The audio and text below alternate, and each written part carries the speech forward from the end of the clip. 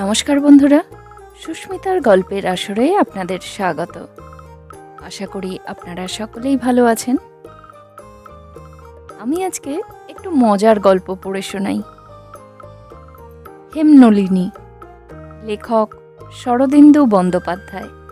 বন্ধুরা, গল্পটা যদি ভালো লাগে প্লিজ প্লিজ প্লিজ আমার চ্যানেলটাকে সাবস্ক্রাইব করে দেবেন, আর একটা লাইক অবশ্যই করতে ভুলবেন না।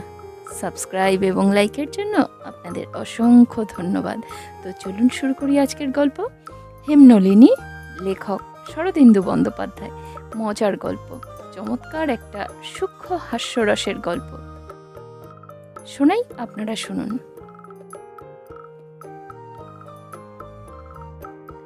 বৈদ্যনাথবাবু বর্তমানে যে শহরটিতে বাস করিতেছেন তাহার নাম উজ্জ রহিল। বৈদ্যনাথবাবুর নামও বৈদ্যনাথ নয়। অজ্ঞাতবাস করিতে হইলে নামধাম সম্বন্ধে একটু সতর্কতার প্রয়োজন। শহরটি খুব বড় নয়, মহকুমা শহর। বাঙালির সংখ্যা মুষ্টিমেয়। এইখানে একটি ছোট বাসা লইয়া গত 6 মাস বৈদ্যনাথবাবু একাকী অজ্ঞাতবাস করিতেছেন। বৈদ্যনাথবাবুর বয়স 56 বছর। মাত্র 1 বছর তিনি সরকারি চাকরি হইতে অবসর গ্রহণ করিয়াছেন। শুষ্ক নিরস গোছের চেহারা, মাথার চুল ছোট করিয়া ছাঁটা, নাকের নিচে গোঁফের প্রজাপতি সাদা হইয়া গিয়াছে, কিন্তু তাহার শরীর এখনো বেশ সতেজ ও সমর্থ আছে। বৈদ্যনাথবাবুর সংসারে গৃহিণী, এক পুত্র এবং পুত্রবধূ ছিল। পুত্রটি ভালো চাকরি করে, পুত্রবধূও শান্তশিষ্ট মেয়ে, কিন্তু গৃহিণীর স্বভাব ছিল প্রচণ্ড। তবু যতদিন বৈদ্যনাথবাবু চাকরিতে ছিলেন ততদিন যুদ্ধ বিগ্রহের অবকাশ বেশি ছিল না। কিন্তু তিনি যখন অবসর লইয়া গৃহে আসিয়া বসিলেন তখন রণরঙ্গ প্রায় অষ্টপ্রহর ব্যাপী হইয়া উঠিল। বৈদ্যনাথবাবুর হৃদয়ে যথেষ্ট তেজ থাকিলেও রসনার প্রাখর্যে তিনি গৃহিণীর সমকক্ষ ছিলেন না। প্রতি খণ্ডযুদ্ধে তাহার পরাজয় ঘটিতে লাগিল। এইরূপ পরিস্থিতি বৈদ্যনাথবাবু 6 মাস সহ্য করিলেন। তারপর একদিন পৃষ্ঠ প্রদর্শন করিলেন। চুপি চুপি ব্যাংকের সহিত ষড়যন্ত্র করিয়া তিনি ফেরারি হইলেন। ব্যাংকের সহিত ষড়যন্ত্রের কারণ পেনশনের টাকা যথাস্থানে পৌঁছানো চাই। তদবধি বৈদ্যনাথবাবু বেশ শান্তিতে আছেন। জগবন্ধু নামে একটা ভৃত্য পাইয়াছেন, সে রন্ধন করিয়া খাওয়ায়। ক্ষুদ্র বাড়ির চারিপাশে ক্ষুদ্র বাগান আছে। সকাল বিকাল তাহার পরিচর্যা করেন। দ্বিপ্রহরে খবরের কাগজ পড়েন, সন্ধ্যার সময় পার্কে বেড়াইতে যান এবং রাত্রিকালে একাকী শয্যায় শয়ন করিয়া নিদ্রা যান। তাহার মনে কোনো খেদ নাই, কেবল একটি আশঙ্কা মাঝে মাঝে তাহার মনে উঁকি ঝুঁকি মারে। গৃহিণীর সন্ধান করিয়া এখানে না আসিয়া জোটেন। যা হোক, এখানে নিরুপদ্রবে 6 মাস কাটিয়া গিয়াছে। বৈদ্যনাথবাবু এখন অনেকটা নিশ্চিন্ত হইয়াছেন।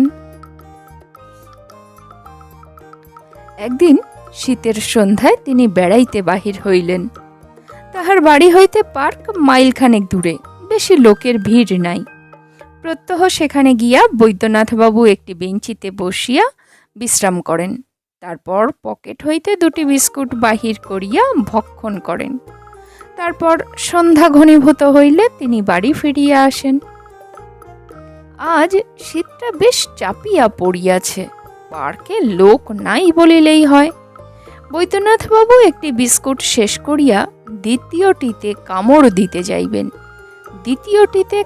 দিতে যাইবেন এমন সময় পায়ের গোড়ালির কাছে বরফের মতো শীতল স্পর্শ অনুভব করিয়া চমকিয়া উঠিলেন। হেঁট হইয়া বেঞ্চির তলায় দেখিলেন একটি ময়লা হলদে রঙের কুকুরছানা তাহার পায়ের পিছনে বসিয়া আছে এবং ঠুকঠুক করিয়া কাঁপিতেছে। কুকুর শাবকের বয়স 3-4 মাসের বেশি হইবে না। অস্থিসার ক্ষুধার্ত চেহারা, শীর্ণ লেজটি অল্প অল্প নড়িতেছে। বৈদ্যনাথ বাবুর সঙ্গে চারি চক্ষুর মিলন হইতেই সে গলার মধ্যে কুই কুই শব্দ করিল। বৈদ্যনাথ বাবু একটু বিব্রত হইলেন। কুকুরের সঙ্গে তাহার কোনো প্রকার ঘনিষ্ঠতা কোনো কালেই ছিল না। কখনো তিনি কুকুর পোষেন নাই। রাস্তায় 2-4টা কুকুর দেখিয়াছেন বটে, ওই পর্যন্তই। তবে এই কুকুরটা তাহার সহিত ঘনিষ্ঠতা করিতে চায় কেন? পা চাটিয়া দিল কোন উদ্দেশ্যে? তিনি কুকুরকে একটা ধমক দিলেন এবং কাছে আসিতে বলিলেন।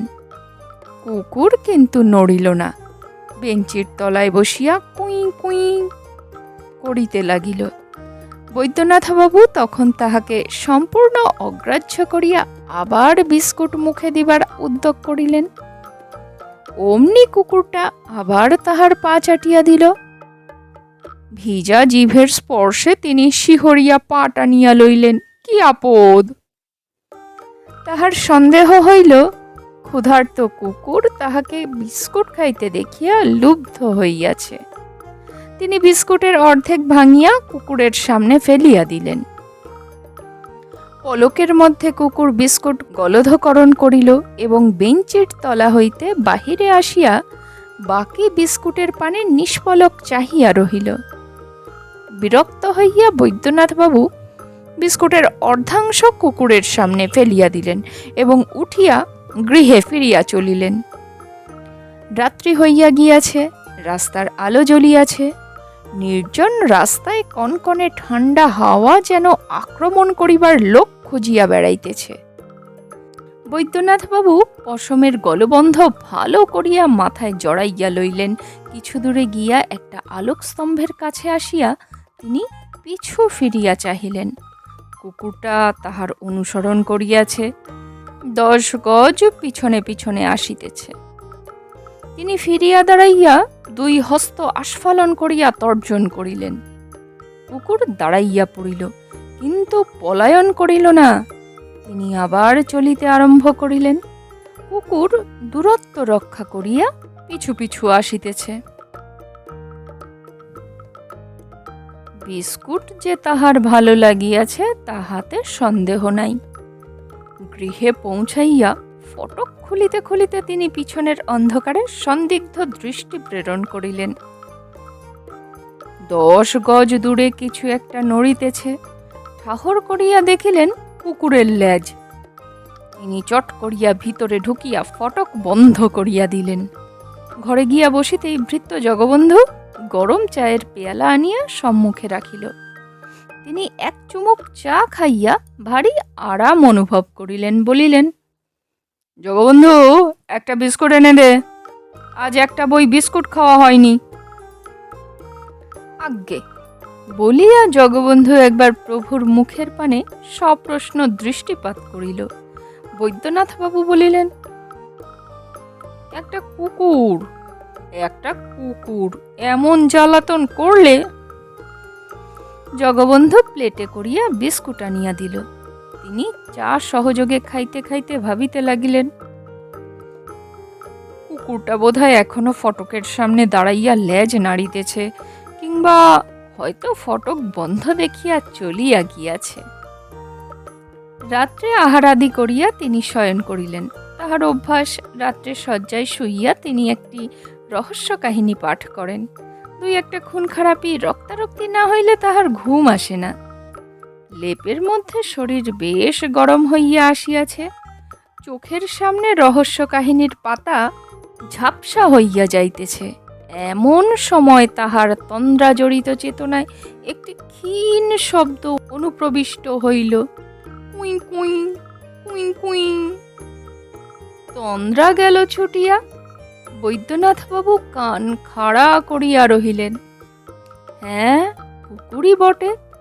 কোনো অজ্ঞাত উপায়ে ফটক পার হইয়াছে এবং তাহার শয়ন কক্ষের দরজার কাছে বসিয়া কুই কুই করিতেছে।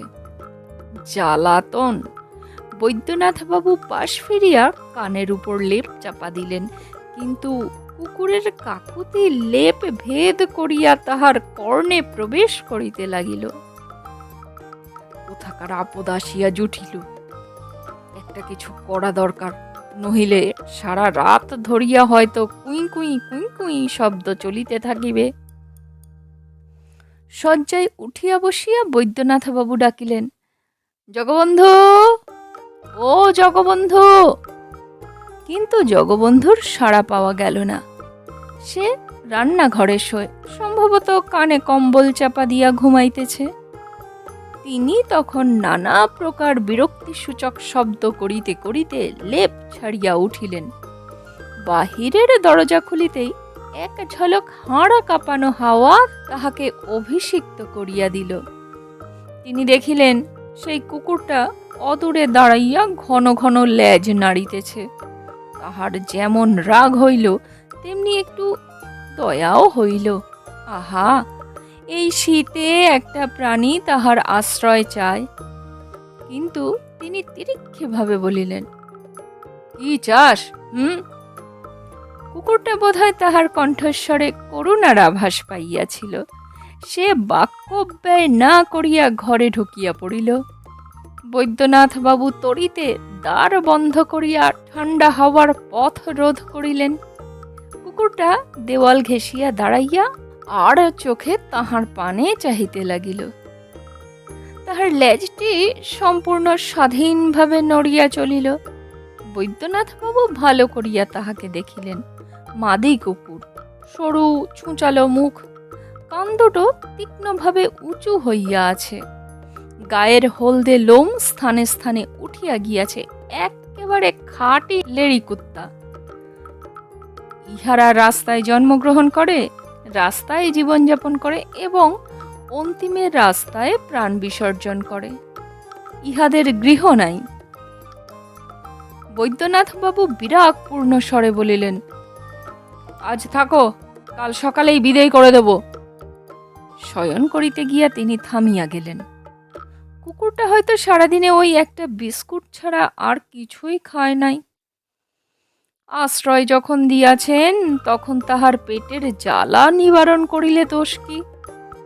তিনি রান্নাঘরে গিয়া এক টুকরো পাউরুটি আনিয়া কুকুরটার সামনে ফেলিয়া দিলেন। সে পাউরুটির উপর লাফাইয়া পড়িয়া খাইতে লাগিল। তাহার লেজটা উন্মত্তভাবে নৃত্য শুরু করিয়া দিল।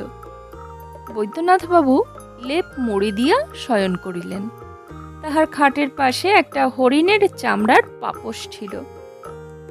আলো নিবাইবার পূর্বে তিনি লক্ষ্য করিলেন কুকুরটা আহার সম্পন্ন করিয়া দ্বিধা জড়িত পদে আসিয়া হরিণের চামড়ার উপর পাকাইয়া শয়ন করিল।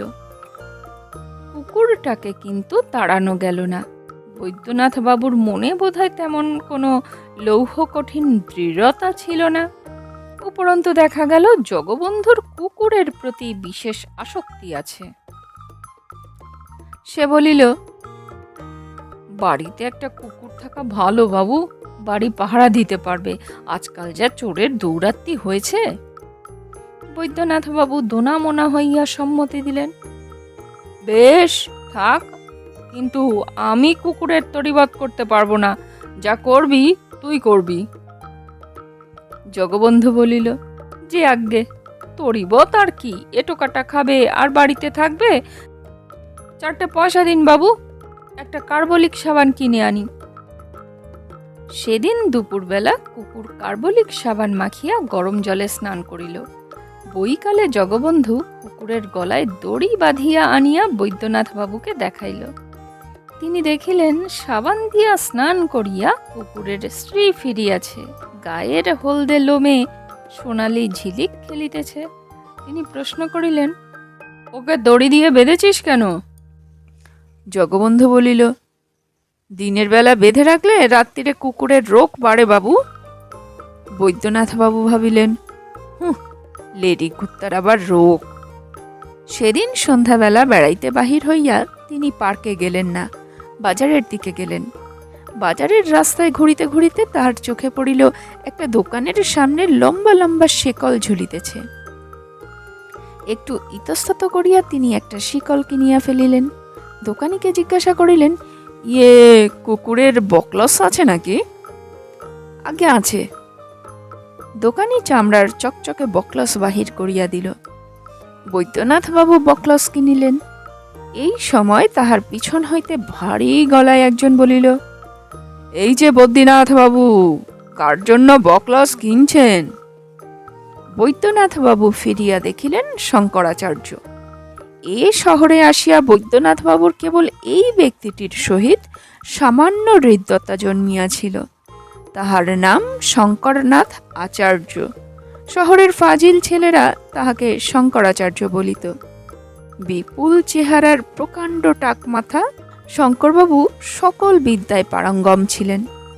পৃথিবীতে এমন প্রশ্ন নাই যাহার উত্তর করিতে জানিতেন না, এবং তাহার মন্তব্য যতই বিস্ময়কর হোক তাহা খণ্ডন করিবার সাহস কাহারও ছিল না।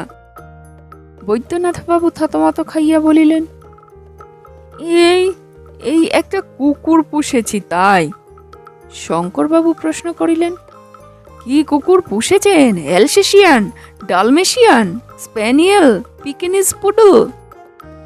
আরে না না, ওসব নয়, রাস্তার কুকুর। শঙ্করবাবু গম্ভীর ভর্ৎসনার কণ্ঠে বলিলেন, রাস্তার কুকুর বলে কিছু হয় না। রাস্তার কুকুর বলে কোনো কুকুর নেই। সব কুকুরই কুকুর, সব কুকুরেরই কুকুরত্ব আছে। চলুন দেখি গিয়ে। দুজনে ফিরিয়া আসিলেন। চা পান করিতে করিতে শঙ্করবাবু কুকুর পরিদর্শন করিলেন। কুকুরের নখ দেখিলেন, কান ধরিয়া টানিলেন, লেজ মাপিলেন, তারপর বলিলেন, জাতের ঠিক নেই বটে, কিন্তু ভালো কুকুর, অন্তর্তেজা কুকুর। বৈদ্যনাথবাবু বলিলেন, অন্তর্তেজা? শঙ্করবাবু বলিলেন, বাইরে থেকে বোঝা যায় না, কিন্তু ভিতরে তেজ আছে। পরিষ্কার দেখতে পাচ্ছি। এর বাপ ছিল গোল্ডেন ককার আর দাদামশাই ছিল অ্যালসেশিয়ান। আপনি পুষতে পারেন। বৈদ্যনাথবাবু বলিলেন, ওর একটা নাম দরকার, কি নাম রাখি বলুন তো? শঙ্করবাবু কুকুরের সোনালি লোম দেখিলেন, ভ্রু কুঞ্চিত করিয়া ভাবিলেন, তারপরে বলিলেন, হেমনলিনী। হেমনলিনী বৈদ্যনাথবাবুর গৃহে শশীকলার মতো বাড়িতে লাগিল। শীত গিয়া বসন্ত আসিল, বসন্তের পর গ্রীষ্ম। হেমনলিনী সাবালিকা হইয়া উঠিল। জগবন্ধু তাহার পরিচর্যা করে, স্নান করায়, খাইতে দেয়, কিন্তু হেমনলিনীর সমস্ত ভালোবাসা পড়িয়াছে বৈদ্যনাথবাবুর উপরে। সে দিনের বেলায় সামনের বারান্দায় বাঁধা থাকে, সন্ধ্যার সময় তাহাকে খুলিয়া দেওয়া হয়, কিন্তু সে ফটকের বাহিরে পদার্পণ করে না। বৈদ্যনাথবাবু খবরের কাগজ পড়িতে বসিলে সে অপলক নেত্রে তাহার পানে চাহিয়া থাকে। তিনি বেড়াইতে বাহির হইবার উপক্রম করিলে সে লেজ নাড়িতে নাড়িতে তাহার আশেপাশে ঘুরিয়া বেড়ায়, কিন্তু বৈদ্যনাথবাবু তাহাকে সঙ্গে লইয়া যান না। রাস্তার কুকুরগুলো ভারী বজ্জাত, হেমনলিনীকে কামড়াইয়া দিতে পারে। রাত্রে বৈদ্যনাথবাবুর খাটের নিচে পাপোশের ওপর হেমনলিনী শয়ন করে। সে অন্য কোথাও শুইবে না। তিনি যতক্ষণ রহস্য কাহিনী পড়েন ততক্ষণ সে মিটমিট চাহিয়া থাকে। তিনি আলো নিভাইয়া শয়ন করিলে সেও তৃপ্তির নিঃশ্বাস ফেলিয়া নিদ্রা যায়। হেমনলিনী তেজস্বী কিনা এ বিষয়ে এখনো কোনো সুস্পষ্ট প্রমাণ পাওয়া যায় নাই। সামনের রাস্তা দিয়া প্যান্টুলুন পরা মানুষ যাইলেই সে একটু বকাবকি করে, এই পর্যন্ত। বাড়িতে অপরিচিত লোক প্রবেশ করে, ইহাও সে পছন্দ করে না, নচেত তাহার মেজাজ ভারী ঠান্ডা। বৈদ্যনাথবাবু বর্তমানে আনন্দেই আছেন। হেমনলিনীর প্রতি তাহার স্নেহ জন্মিয়াছে। কি একটা অভাব তাহার জীবনে ছিল, তাহা যেন সম্পূর্ণ হইয়া গিয়াছে।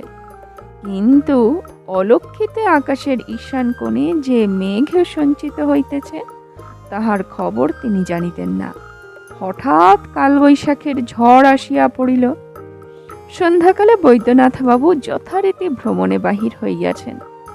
পার্কের দিকের অর্ধেক পথ যাইবার পর তিনি পকেটে হাত দিয়া দেখিলেন বিস্কুট আনিতে ভুলিয়া গিয়াছেন। তিনি ফিরিয়া চলিলেন। চারিদিকে ঘোর ঘোর হইয়া আসিয়াছে। তিনি নিজের বাড়ির 50 গজের মধ্যে আসিয়াছেন এমন সময় দেখিতে পাইলেন একটা ছেকড়া গাড়ি বিপরীত দিক হইতে আসিয়া তাহার বাড়ির সামনে থামিল। গাড়ির মাথায় কয়েকটা বাক্স পেটরা রহিয়াছে। বৈদ্যনাথবাবুর বুকের মধ্যে ছ্যাত করিয়া উঠিল।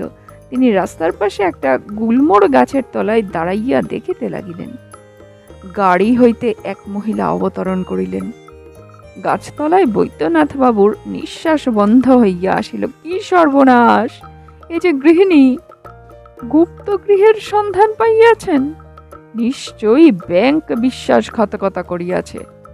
বাক্স পেটরা লইয়া গৃহিণী কায়েমি ভাবে বাস করিবার জন্য আসিয়াছেন। এখন উপায়? গলদঘর্ম বৈদ্যনাথবাবু দেখিতে লাগিলেন গাড়ি দাঁড়াইয়া রহিল।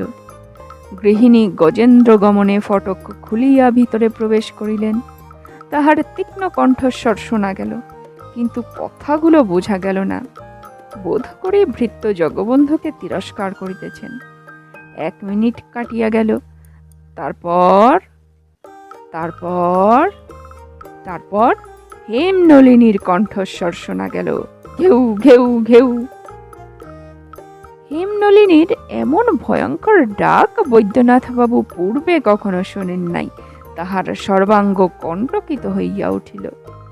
এবার হেমনলিনীর কণ্ঠস্বরের সহিত গৃহিণীর কণ্ঠস্বর মিশিল। ওরে বাবারে, মেরে ফেলল রে! তারপর গৃহিণী তীর বেগে ফটক দিয়া বাহির হইয়া আসিলেন। পশ্চাতে কাল রূপিণী হেমনলিনী।